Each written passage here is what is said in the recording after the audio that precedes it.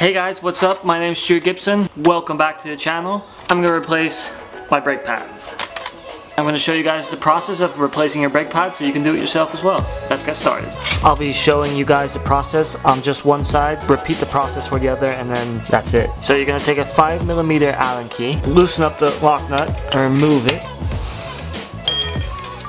Once you've removed the lock nut, you're going to have a lot of small parts. But take notice, closest to the brake pad is a thick washer, a cone washer on top of that, then comes the brake, then comes another cone washer, a thin washer, a flat one, and the lock nut. Brake pads in general are directional, so it'll say which side should be the forward side, and in this case they have an arrow showing that. Put the brake pad back in place with the correct spacing.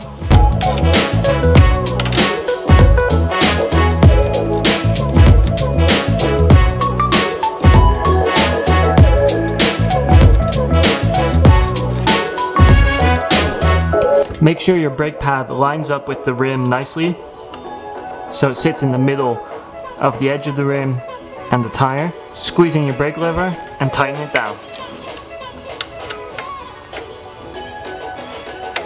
Release the brake lever, hold the brake pad in place, and tighten it down even more. And that is how you replace a brake pad.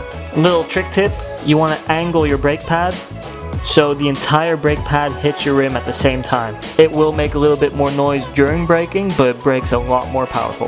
If you have any questions, leave me a comment down below. Do all the like, subscribe, whatever YouTube stuff, and see you guys next time. See ya.